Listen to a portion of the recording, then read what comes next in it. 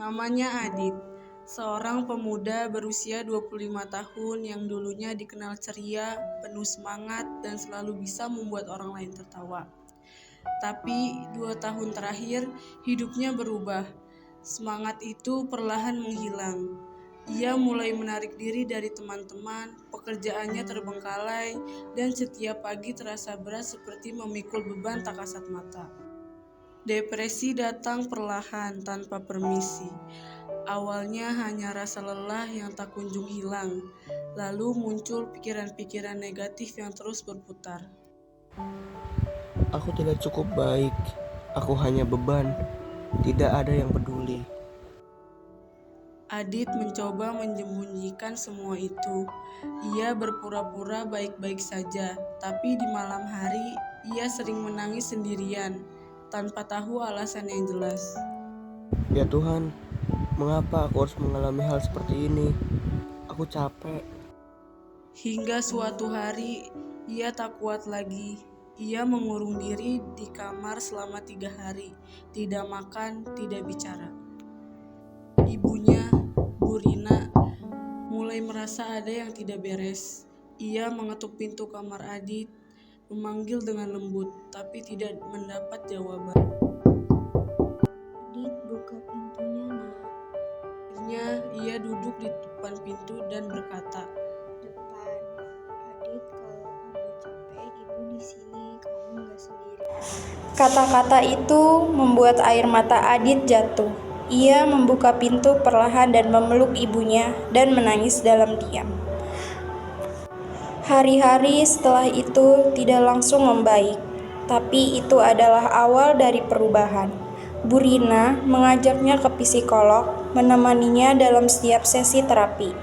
Teman lamanya, Raka dan Dini, mulai rutin mengajak Adit jalan-jalan kecil, sekedar minum kopi atau menonton film.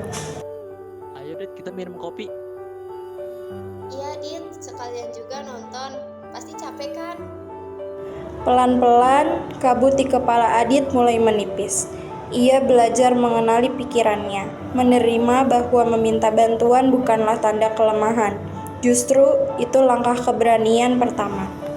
Dukungan orang-orang terdekat menjadi jangkar di saat ia nyaris tenggelam. Tanpa mereka, mungkin ia tidak akan bertahan. Kini, Adit masih dalam proses pemulihan, tapi ia sudah kembali menulis hobinya sejak lama.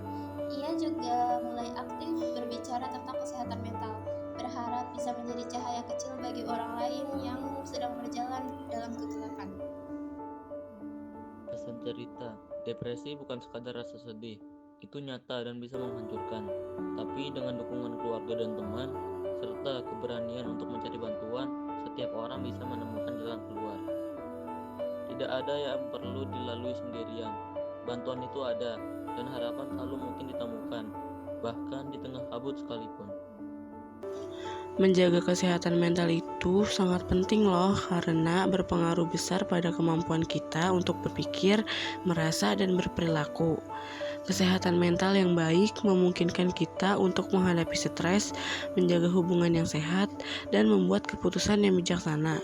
Sebaliknya, gangguan kesehatan mental dapat menurunkan kualitas hidup dan produktivitas, serta mengganggu hubungan sosial. Berikut adalah cara menjaga kesehatan mental.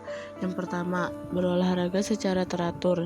Olahraga membantu melepaskan endorfin yang merupakan zat kimia alami dalam tubuh yang dapat meningkatkan suasana hati dan mengurangi stres. Kedua, tidur yang cukup. Tidur yang cukup sangat penting untuk kesehatan mental dan fisik. Pastikan Anda tidur selama 7-8 jam setiap malam. Ketiga, konsumsi makanan bergizi. Makanan yang bergizi, terutama makanan yang kaya akan omega 3, dapat membantu menjaga kesehatan otak dan meningkatkan suasana hati. Keempat, berinteraksi dengan orang lain. Jangan ragu untuk berbicara dengan teman, keluarga, atau profesional jika Anda merasa membutuhkan dukungan. Kelima, lakukan aktivitas yang menyenangkan. Luangkan waktu untuk melakukan aktivitas yang menyenangkan dan membuat Anda merasa bahagia dan rileks. Keenam, belajar untuk mengelola stres. Ada berbagai cara untuk mengelola stres seperti meditasi, yoga, dan bernapas dalam.